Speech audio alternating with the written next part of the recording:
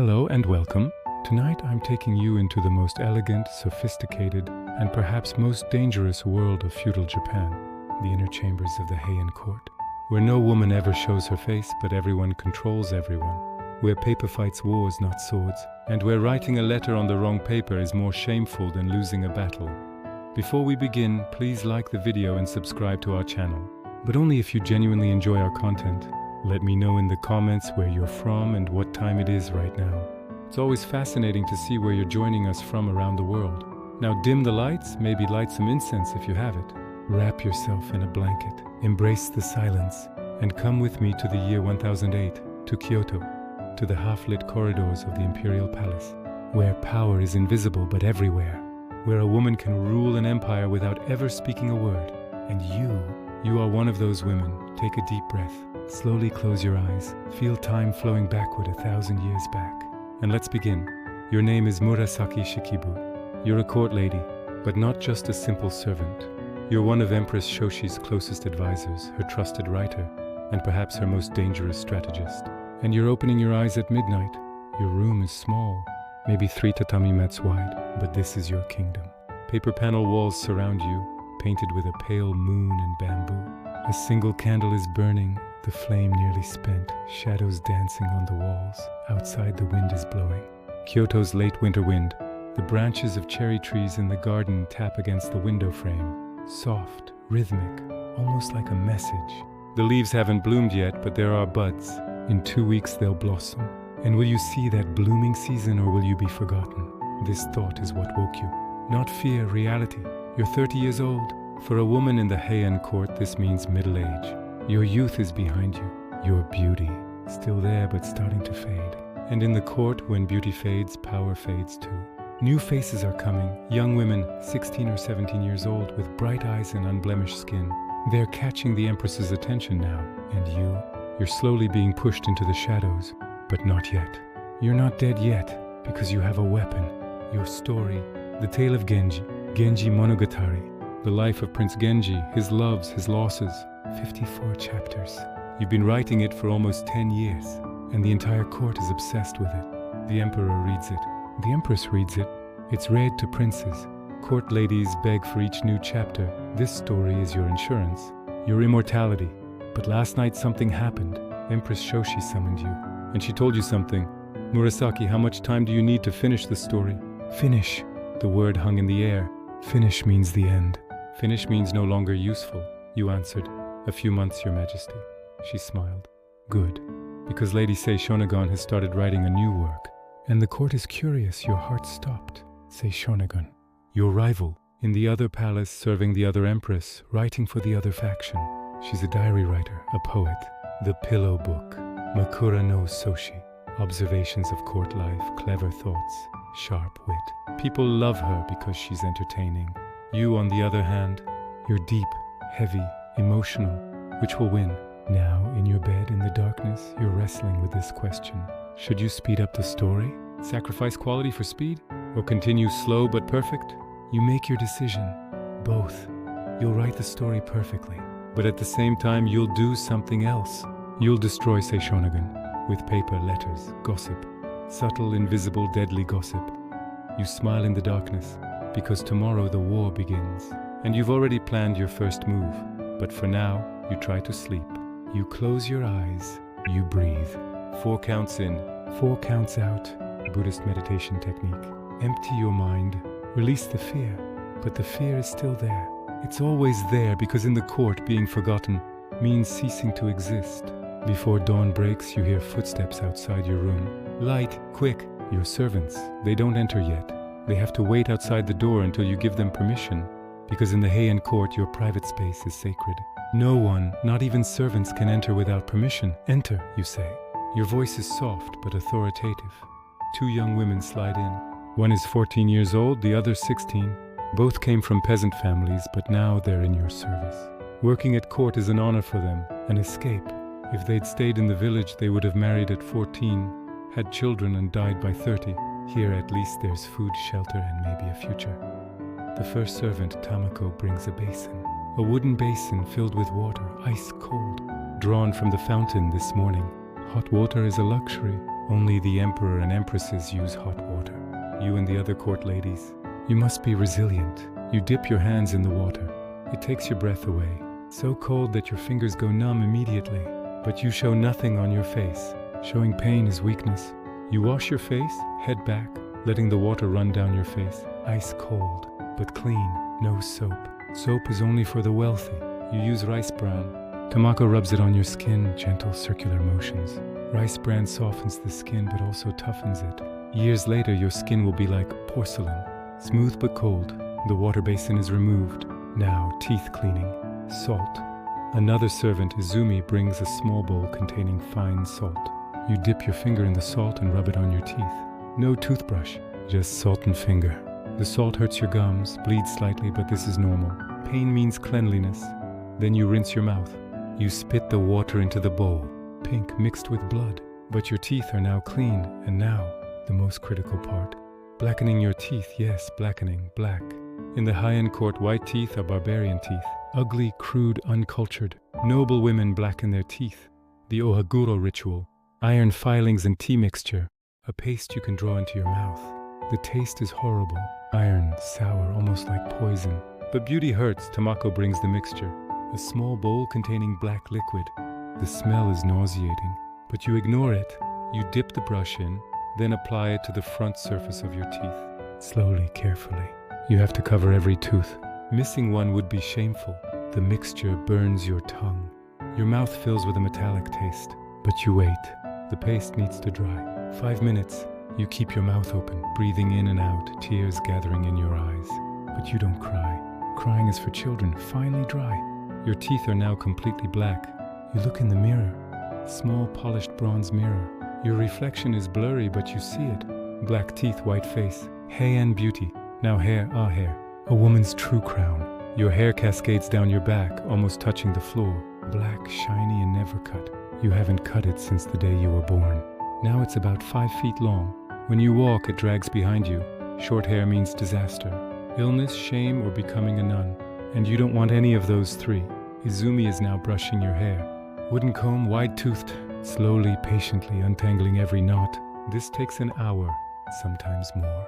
Your hair tangles at night from pillow friction, and every knot must be carefully untangled. Breaking hair is a catastrophe. While brushing, Izumi softly sings an old folk song from her village. Peasant songs are forbidden at court, but at dawn, no one hears.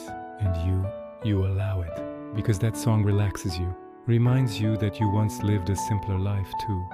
Your father, Fujiwara Tametoki, was a mid-level government official. Not wealthy, but not poor either. You received education, rare, because most girls don't get educated. You learned Chinese. You read the classics, and you learned to write. You married Fujiwara Nobutaka when you were 20.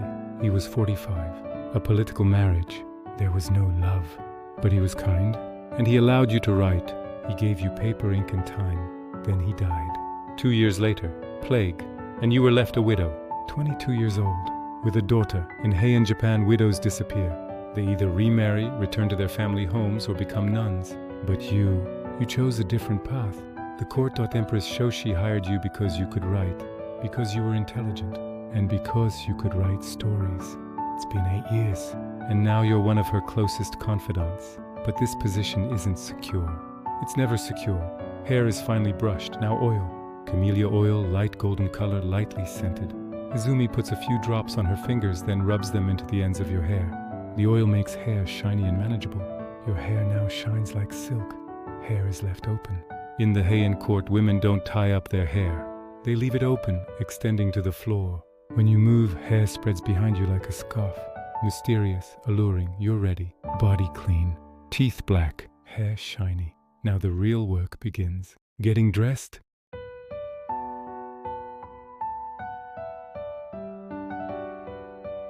Getting dressed isn't simple. It's a ceremony, an art, and a message. In the Heian Court, what you wear tells everyone who you are. Not just your wealth, but your taste, your education, your knowledge of seasons, and your social understanding. The wrong color combination can be social suicide. The right combination can make you legendary. Tamako and Izumi are now serious. They're not talking. This work is too important. One mistake, one color mismatch, and you'll spend the rest of the day in shame. First layer, kozode, undergarment. Thin white silk, sleeveless, clinging to the body. This is never seen, but it must exist, because if you sweat, this inner garment protects. Second layer, hito, thin kimono, pale pink, early spring color, only visible slightly from inside the sleeves, under other layers, but it must be there, because the order of layers matters. Third layer, slightly darker pink, plum blossom pink. This layer goes over the second layer, but is still invisible. But you know it's there, and the servants know, and if someone looks closely, they'll see the transition of pink tones from the sleeve opening. Fourth layer, darker, rose pink. Now you're approaching spring. The color palette tells a story. Winter is ending, spring is coming, life is awakening. Fifth layer, purple, light lavender purple. This layer is important because this is the layer you're starting to show. Sleeves are longer, visible slightly from the neck. Sixth layer, darker purple, imperial purple. This shows your rank. Only high-ranking court ladies can wear dark purple. This is a privilege. Seventh layer, transition to green, pale green, new leaf green. The color palette now transitions from the plum tree to the tree itself, from pink blossoms to green leaves. Eighth layer, darker green, bamboo green. This layer is heavy, not silk but brocade, woven silk with gold thread patterns. Weight about 6.5 pounds, but you don't feel it yet. More is coming. Ninth layer, uchigi. Semi-formal kimono, jade green with cloud patterns on it. Sleeves very long, almost touching the ground. This layer is clearly visible from outside, so it must be perfect.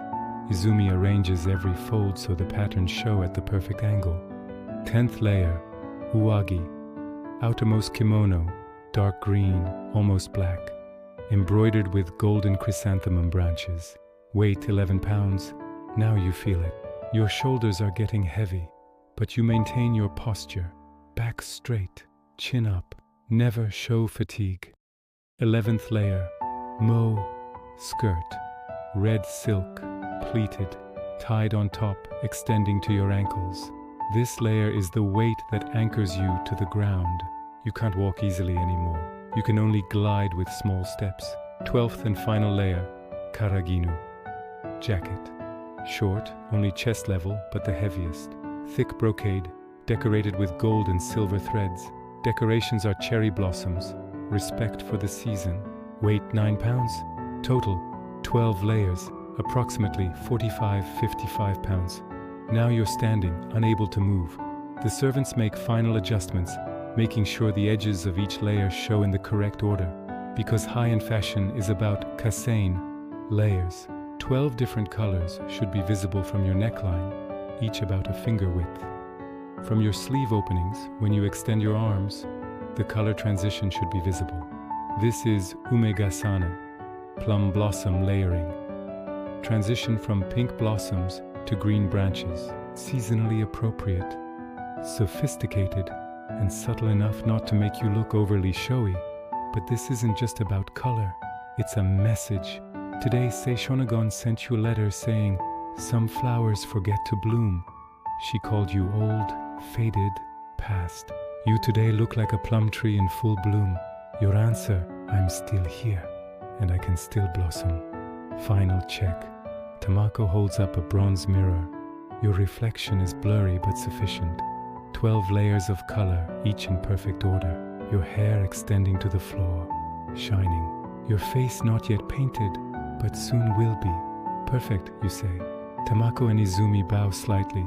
They're honored, because making you look beautiful is their job, and they succeeded. Now makeup. The final touch. Izumi brings a box, lacquered, decorated with red and black designs. Inside, white powder, made from crushed oyster shell, finely ground. This powder is very expensive. Only wealthy women use it. The powder is applied to your face, a thick layer. Izumi gently presses the brush, the powder absorbing into your skin. More, more. Finally, your face is completely white, almost ghost-like. Your skin tone is gone. Lines are gone. You're no longer human. You're like a porcelain doll. Eyebrows next. Your natural eyebrows were shaved years ago. Heian beauty standards want a browless forehead. Instead, Izumi draws 2 small dots in the middle of your forehead, above the original brow line. Black ink. 2 dots, round, at the top of your forehead. These are artificial eyebrows. At first glance it's strange, but once you get used to it, this is elegance. Because these eyebrows never show anger, never show doubt. They're just there, silent, serene, lips last. A small brush, red lipstick, but not on the entire lip, just the center. A small dot, almost heart-shaped. In Heian aesthetics, large lips are vulgar. A small red dot represents delicacy and femininity. You're now complete, white face, black dot eyebrows, small red lip dot, black teeth, 12 layers of kimono, hair to the floor. The servants step back, watching you with admiration. You are the perfect example of Heian beauty. You look in the mirror one more time, but this time you don't see, because your face isn't human anymore. You're a work of art, a painting worth painting for an artist, an image worth writing poetry for a poet, and you're ready for war. You eat your morning meal in your room. You're not going out yet, because breakfast is special. Calm Tamako brings a tray, lacquered, shiny black. On it, a bowl of soup, a bowl of rice, and several small plates. Soup, miso, with tofu and seaweed. Hot steam rising. The smell is comforting, salty, earthy. Rice, white, sticky, freshly cooked. The energy of the day. Pickles, pickled daikon, sharp, sour, slightly bitter.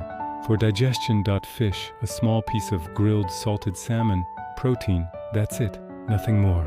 Heian breakfasts are simple. Luxury is for evening. Morning is just for survival. Eating is slow. Every bite is a meditation. You use chopsticks, taking rice in small portions, bringing it to your mouth. You chew slowly. You taste. You swallow. And you wait for the next bite. Rushing is rude. Rushing is peasant behavior. Noble women eat slowly. You bring the soup to your lips. You don't blow. Blowing makes noise, and noise is rude. You just sip slowly, lips on the bowl's edge. Silent sips. Tamako and Izumi sit in the corner, silently, waiting. They're watching you finish your meal. Their breakfast comes later, in the kitchen, after they serve. But for now, they serve you, you finish. The meal is complete. The bowl is empty. You carefully place the chopsticks on the bowl's edge. Clean, orderly, thank you, you say. Just 2 words. But Tamako and Izumi bow grateful. Now morning tea. Green tea, slightly bitter, just steaming. The aroma awakens you, clears your mind. You take a few sips. The tea is hot, soothing, and energizing. You're ready. Let the day begin. The sun has now fully risen. In the garden, light dances on the paper walls, shadows soft and long, and the first letter arrives. A servant, another young girl, bows at the door. In her hand, a letter tied with a silk ribbon, attached to a cherry blossom branch. Lady Murasaki, a letter from Lord Fujiwara Michinaga. The Empress's father, the holder of real power. The Emperor is just a symbol. The Fujiwara clan is the real ruler.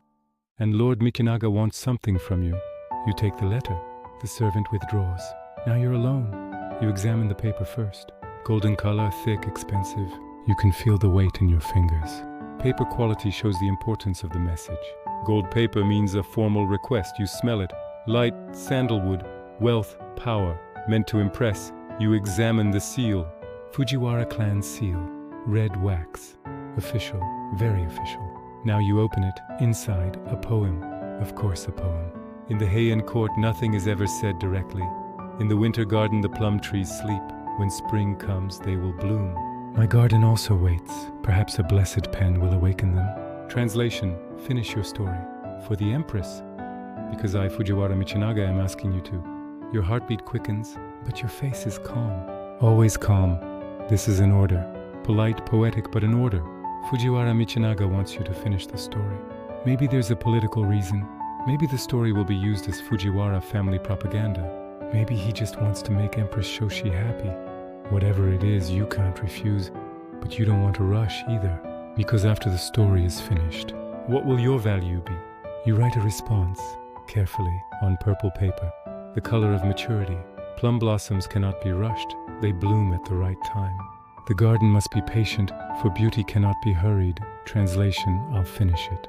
But in my own time, I won't sacrifice quality, a bold answer, but wrapped in subtlety. Fujiwara Michinaga will understand. You're respectful but not submissive. You send the letter, and you wait. The second letter arrives 10 minutes later, this time from another court lady. Lady Kodai, an old woman around 60, a rare thing in the Heian Court.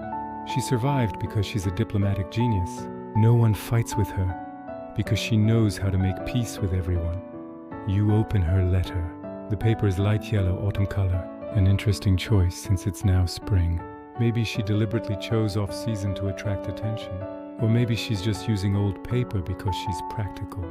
The poem, old trees give shade to young trees. Both need the forest. Together they stand when storms come. Translation, let's form an alliance. Lady Seishonagon is moving against you. I can protect you. But you must be loyal to me too. Interesting. Lady Kodai is making a political move. She sees you as an ally. But why, you think? Maybe Lady Kodai is having problems with Fujiwara Michinaga. Maybe her power is waning, and you as a popular writer can make her relevant again. Maybe you'll make her a character in your story. Maybe you'll make her famous. A trade-off. You write a response on light gold paper. Respect for the autumn sun. Old trees are wise, young trees learn from them. The forest is strong when there is unity. Translation, I accept. I'll work with you. But as equal partners, you send the letter. The third letter arrives, and your heart stops. Lady Seishonagon. Your rival. The letter is written on navy blue paper. Too dark for this season, almost a winter color. An aggressive choice. Seishonagon is on the attack. You smell it. Lavender. Suspicious. Lavender is usually for calmness, but using it here, maybe irony. Maybe Seishonagon is saying, I'm calm, but you're panicking. You open the letter. Your hand isn't shaking. It never shakes. The poem, the moon shines every night, but clouds sometimes hide it. Some lights are dim, some lights are bright. Last night I saw the moon, familiar but distant. Have some lights begun to fade? You stop. Something inside you tightens. Because this letter, this is a declaration. Seishonagon is saying, you're no longer bright. You're losing your value in the Empress's eyes. And I know it. And soon everyone will know. Is this true? You think? The last few weeks Empress Shoshi has indeed paid less attention to you. She's spending more time with young Lady Koshosho. The new generation is rising. And you're slowly fading into the shadows. This is unacceptable. But you don't panic. Because you have your weapon, your story. The Tale of Genji. This story is your source of power. And now you'll use it as a weapon. You write a response. This time on gold paper. The brightest, most expensive paper. No hiding. A bold choice. The moon is the same every night. Clouds change and pass. Some cover the sky, some scatter in the wind. The moon still shines. When clouds disappear, the moon is still there.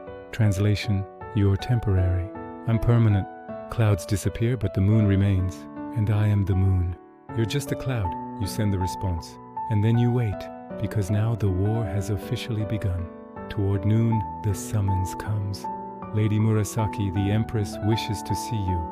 Your heartbeat quickens. But your face is calm, Empress Shoshi, 19 years old. Young, beautiful, and a pawn in the middle of a political chessboard. Her father, Fujiwara Michinaga, married her to the emperor so the Fujiwara family would gain power. She's a symbol, but an intelligent symbol, and you're one of her closest advisors. But lately, you've been feeling distance. You walk with the servants, slowly gliding. The 12 layers of kimono are heavy, every step careful. The corridor is long, surrounded by paper walls. Sunlight filters through the panels, soft, gentle. You arrive at the Empress's room. The paper door opens. You enter. The room is large, maybe 6 tatami mats. Empress Shoshi sits in the center on silk cushions. Around her, 4 court ladies.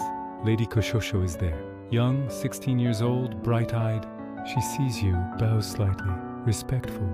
But there's something in her eyes. Victory or just youth? Murasaki, the Empress says. Her voice is soft, melodic. Sit, you bow, then sit, knees tucked under, back straight. The kimono spreads around you, colors like waves.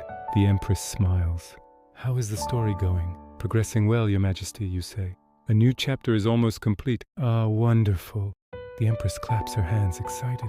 Will Prince Genji finally marry Lady Murasaki? Note, Lady Murasaki in the story was inspired by your name. The Empress loves this connection. Perhaps, you say mysteriously. But first there are other obstacles. The Empress laughs. You always keep us waiting. The room laughs lightly, but you look at Lady Koshosho's face. She's not laughing. She's just watching, evaluating. The Empress continues. Actually, I was going to ask you a favor. Your heart quickens. Of course, Your Majesty. Lady Koshosho wants to learn how to write stories. Perhaps you could mentor her. Silence. Everything becomes clear in this moment. This is a test. The Empress is testing you. Will you accept the young rival? Or will you refuse, appearing jealous and petty? If you accept, Lady Koshosho will learn from you, then surpass you. If you refuse, you'll look arrogant and fearful. A difficult choice. But actually, there's no choice. You smile. Of course, Your Majesty. It would be an honor. The Empress applauds. Wonderful. You can start tomorrow. Lady Koshosho bows slightly. Thank you, Lady Murasaki. I'll learn much from you. There's something in her tone. Innocence or threat. Both, you think. The meeting ends. You bow, stand up, and leave the room. In the corridor as you walk, your mind races. Lady Koshosho will become your student. This is a threat. But it's also an opportunity, because now you can control her. You'll decide what to teach her, and you'll make her a character in your story. You'll make her immortal, but on your terms. You smile. The game continues.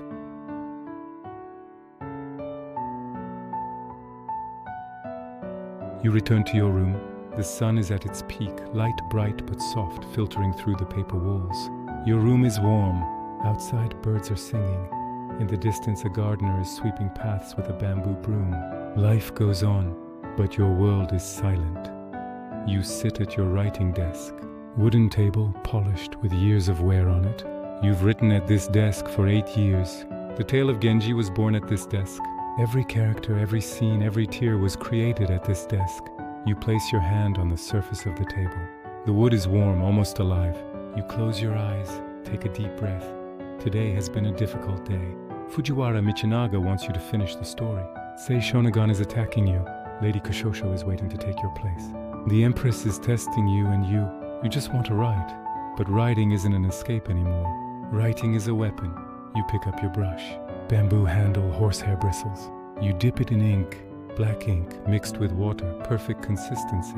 It touches the paper. The first character. Genji, Prince Genji, the heart of your story. Handsome, talented, beloved but flawed. He's the emperor's son but can never ascend the throne. His mother was a low-ranking woman, so he's a prince but powerless. You wrote him like yourself. Brilliant on the outside, broken on the inside. Today's chapter, Genji meets with Lady Murasaki. Yes, her name is also Murasaki. You took inspiration from your own name. Everyone knows this, but no one says it. The scene, spring garden, cherry blossoms in bloom, wind scattering the petals, Genji and Murasaki sitting under a tree, talking. The brush flows on the paper. Characters dance. Your hand is automatic, your brain elsewhere, but your hand knows what to do. Genji says, how brief flowers are. Here today, scattered in the wind tomorrow. Lady Murasaki responds, but the beauty of flowers lives in our memory. Perhaps that's immortality, not physical existence, but the permanence of memories. You stop. This isn't just Genji and Lady Murasaki's conversation. This is your conversation. Your fears. You're also a flower. Here today, maybe forgotten tomorrow. But your story will remain. 100 years from now, people will read these lines. They may not know your name, but they'll know your words. Maybe that's enough. Maybe you continue writing. Genji and Lady Murasaki walk in the garden. Hands touch each other, lightly, almost imperceptibly. But that touches everything. Because Heian love is like this. Never openly declared, only hinted at. A touch, a glance, a poem. Hours pass. The sun begins to set. The room fills with golden light. The chapter is complete. 5 pages, sufficient. You set down the brush. Your hand aches, fingers cramping. But you feel satisfied. You wrote another day, another chapter completed. And the tale of Genji is one step closer to immortality. The sun is setting. The sky is orange and purple. In the garden, evening mists are rising. The air is cooling. A servant comes with a light tapping at the door. Lady Murasaki, Lady Kodai wishes to visit you. Your heartbeat is normal. You were expecting this. Invite her in, you say. Lady Kodai enters. 60 years old, gray hair but upright posture. She's old but powerful. Her face is wrinkled but her eyes are sharp. She survived 50 years in the Heian Court. Very few women can do that. You bow to each other. Respect. Murasaki, she says, voice low. We need to talk. Of course, you say. Tea? She nods. Tamako brings tea. Green tea, 2 bowls. Hot, steaming. The aroma fills the room. You drink silently. This is Heian protocol. Tea first, then talk, then Lady Kodai speaks. Sei Shonagon is making her move, she says. She's spreading gossip against you. She's saying you're no longer creative, that you're repeating your story, and that the Empress is bored with you. Your blood runs cold. Is this true? Lady Kodai shrugs. Gossip is always partly truth, partly lie. But people are listening, and as they listen, they begin to believe. What should I do? Lady Kodai looks at you intently. I'll counter gossip, but more subtle, more clever. How? She smiles. Find Sei Shonagon's weakness. Everyone has a weakness. Find hers and use it quietly. What is her weakness? Lady Kodai leans in, closer, whispering. She's having a secret affair with a painter. Forbidden at court. If this comes out, she'll be expelled. Maybe worse, your breath catches. Are you certain? Absolutely. One of my servants saw them at night in the garden. They're hiding, but not well enough. You think, this could destroy Sei Shonagon completely, but it's also dangerous. If you use it wrong, it backfires. What do you suggest I do? You say. Lady Kodai smiles. Don't do anything yet. Just keep the information. At the right time, whisper it in the right person's ear. But never say it directly, just hint. People will imagine the rest. You nod. I understand. Good. Lady Kodai stands up. We're allies now, Murasaki. I protect you, you protect me. Agreed? Agreed. She bows, turns, and leaves the room. You're left alone. Your mind is working. You now know Sei Shonagon's secret. This could destroy her. But when to use it? Too early and people will suspect. Too late and it might be too late. Timing is everything. You smile. Because the game has now turned in your favor, you look out the window. The sky is now deep purple. Stars are coming out. The moon isn't out yet, but will be soon. The moon and clouds. Sei Shonagon called you a cloud. But you've become the moon, and now she'll be the cloud. Night is completely dark. Candles are lit in your room, flickering light. The servants came, removed the outer layers of your kimono. Now you have only 3 thin silk layers on. Finally you feel light.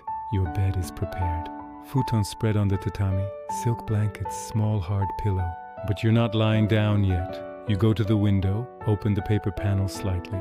You look outside. The garden shines in moonlight. The moon finally came out, full moon, large and bright. Cherry trees create shadows. Wind rustles the leaves. A frog croaks in the pond. In the distance, a night bird sings. The Heian Court is sleeping, but it never fully sleeps. Someone is always awake. Someone is always making plans. Someone is always fighting. You too? You think about today. Morning, Fujiwara Michinaga's letter. The order to finish the story. Noon, Sei Shonagon's attack. The cloud metaphor. Afternoon, the Empress's test. The offer to mentor Lady Koshosho. Evening, Lady Kodai's information. Sei Shonagon's secret one day. But so much happened. What will tomorrow bring? You don't know, but you're ready, because you've survived 8 years in this court. As a widow, without power, without a male protector. Only with your words, only with your intelligence, and you're still here. Sei Shonagon is powerful, but she's flashy. She shows off to everyone. She's entertaining but shallow. You're deep. Your story is layered. Your characters are real. People love them because they see themselves. The Tale of Genji isn't just a story. It's a mirror. Everyone sees their own reflection, and that's why you won't be forgotten. Maybe tomorrow lessons with Lady Koshosho will begin. What will you teach her? Writing technique or political survival? Maybe both. Maybe you can make her an ally. Maybe she'll remain a rival. Time will tell. And Sei Shonagon, when will you use her secret? Immediately? Or will you wait, watching for the right moment? Waiting is better. Being patient, because those who rush lose. You smile, you go to your bed, slowly lie down. The blanket wraps around you, soft, warm. Head on the pillow, hard but shaped to protect your hair. You close your eyes, you breathe. 4 counts in, 4 counts out. Your mind slows, fear decreases. Peace comes. Tomorrow is a new day. New wars, new letters, new moves, but these wars are silent. Without swords, without blood, only with words. And you're the master of this war. You sleep. And so a day in the Heian Court comes to an end. Through Murasaki Shikibu's eyes, no blood was shed, no swords were drawn. But every moment was a battle. Every letter was a move. Every word was a weapon, and survival. Survival wasn't just an art. Survival was genius. Murasaki Shikibu completed the Tale of Genji. 54 chapters. Thousands of pages. The world's first modern novel. And 1,000 years later, today it's still being read, still being loved, still alive. Say Shonagon disappeared. Lady Kushosho was forgotten. Empress Shoshi is a name in a history book. But Murasaki Shikibu, she's immortal with words. I hope you enjoyed tonight's story. Share your thoughts in the comments. And don't forget to subscribe to our channel. In the next video, we'll go to another world, another woman's story. Tomoe Gozen, the female samurai. The world of swords, battles, and courage. But for now, good night. Sleep well. And maybe in your dreams you'll write a letter. Fight with words. And when we return to silence, farewell.